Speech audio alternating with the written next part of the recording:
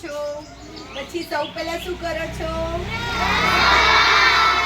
તમે જ્યારે બ્રશ કરો છો ત્યારે એક સાઈડ 15 વખત ઘસવાનું, બીજી સાઈડ, પછી વચ્ચે, પછી મોઢું ખોલી અને અંદરની સાઈડ પણ બ્રશ ઘસવાનું. ઓકે? પછી ઓછામાં ઓછું 15 કોગળા કરવાના. કેટલા કરવાના?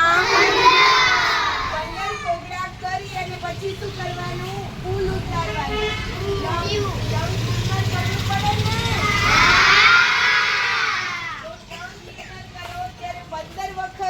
લોહી ના નીકળે એવી રીતે ઊલ ઉતારવાનું, એટલે તમારી જીભ ચોખ્ખી થઈ જાય.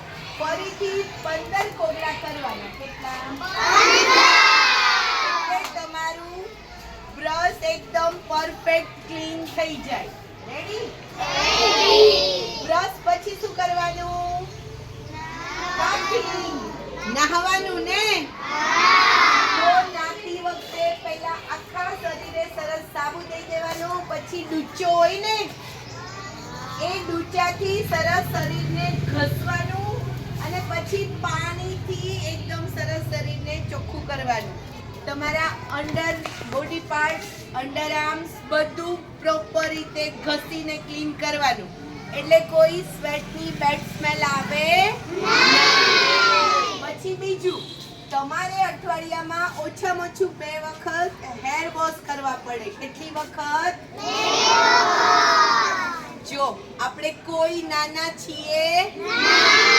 આપણે બધા મોટા થઈ ગયા? તો પછી આપણે બધા એ શું કરવાનું? શાંતિથી આપણું દરેક કામ જાતે કરવાનું.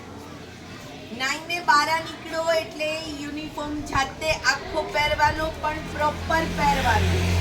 પછી જ્યારે તમે સ્કૂલના શૂઝ પહેરો છો ત્યારે એક નકામો ગાભો લઈ સરસ એને ઘસીને લૂછી નાખો, એટલે તમારા જે શૂઝ છે એકદમ ક્લીન થઈ જાય ને?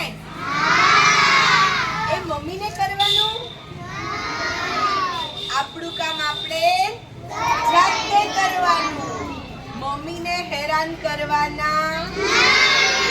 તમને બધાને યાદ રહેશે ને આટલી વાત?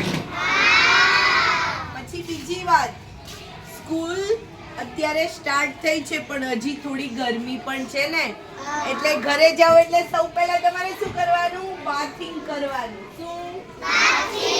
ફરીથી નાહવાનું. આપણો જે પરસેવો છે એ બધો ક્લીન થઈ જાય. પછી થોડા 5 મિનિટ 10 મિનિટ ફ્રેશ થઈ જાઓ, પછી શાંતિથી જમવાનું. અને બપોરે 2 વાગે એટલે તમારે શું કરવાનું? બોલીને હોમવર્ક કરી લેવાનું. અહીંયાથી મેડમ સમજાવે છે ને શું હોમવર્ક કરવાનું છે?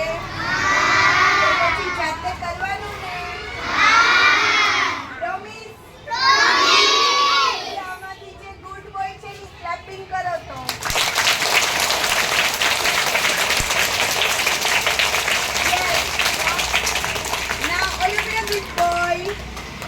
જો આપણે ગુડ બોય છીએ. કેવા છીએ? તો ઘરે ખોટા તોફાન કરાય. અહીંયા જેવી રીતે મેડમનું માનો છો એવી રીતે મમ્મીનું માનવાનું. અને હવે થોડો ડાન્સ કરીએ, પણ બધાએ મસ્ત ડાન્સ કરવાનો. રેડી?